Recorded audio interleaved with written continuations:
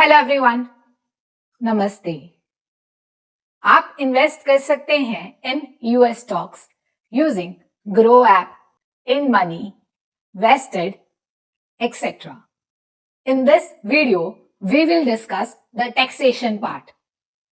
Suppose आप invest करते हैं इन एप्पल स्टॉक और कंपनी डिक्लेयर करती है डिविडेंड ऑफ $100।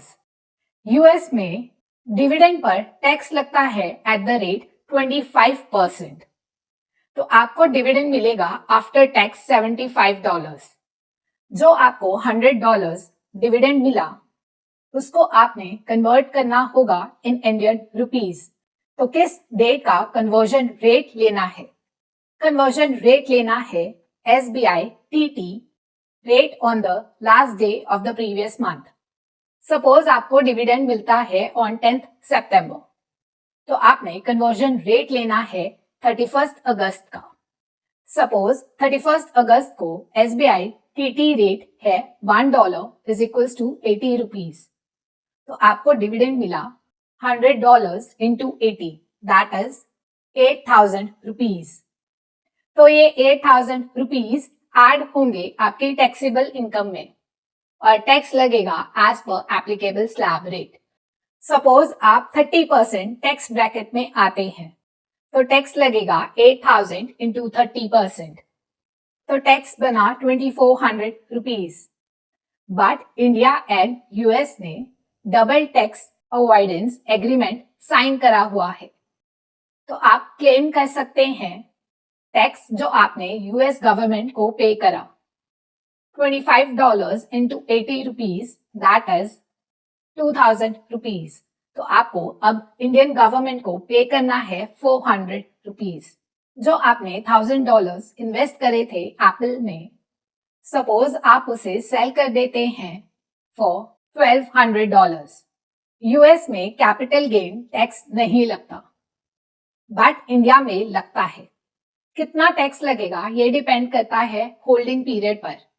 अगर आप बाय करके सेल कर देते हैं विद इन 24 मंथ्स तो वो शॉर्ट टर्म कैपिटल गेन है और टैक्स लगता है as per applicable slab rate, क्योंकि वो आपकी टैक्सेबल इनकम का पार्ट बनेगा। और वही अगर आप होल्ड करते हैं फॉर मोर देन 24 मंथ्स तो टैक्स लगेगा एट द रेट 12.5%। जब आप इन्वेस्ट करते हैं इन यूएस स्टॉक्स तो टीसीएस लगता है। टीसीएस मतलब टैक्स कलेक्टेड एट सोर्स। अगर आप इन्वेस्ट करते हैं अप टू 7 लाख रुपीज तो टीसीएस नहीं लगता, और अगर आप इन्वेस्ट करते हैं मोर देन 7 लाख रुपीज तो टीसीएस लगता है एट द रेट 20%। सपोज आप इन्वेस्ट करते हैं 7 lakh rupees in a financial year in US stocks तो टीसीएस नहीं लगेगा। वही अगर आप इन्वेस्ट करते हैं सपोज 8 लाख रुपीज तो टीसीएस लगेगा। कैसे लगेगा? अप टू 7 लाख टीसीएस नहीं लगता। आपने इन्वेस्ट करा है 8 लाख, तो 8 lakh to 7 lakh that is 1 lakh पर आपको 20% टीसीएस लगेगा, that is 20,000 rupees. Before budget आप ये टीसीएस 20,000 का क्लेम कर सकते थे जब आप आईटीआर फाइल करते थे, बट आप अब पहले ले सकते हैं। कैसे? आपका जितना टीसीएस डिडक्ट हुआ है आप अपने एम्प्लॉयर को बताएं, वो टीडीएस से ये डिडक्ट कर देगा।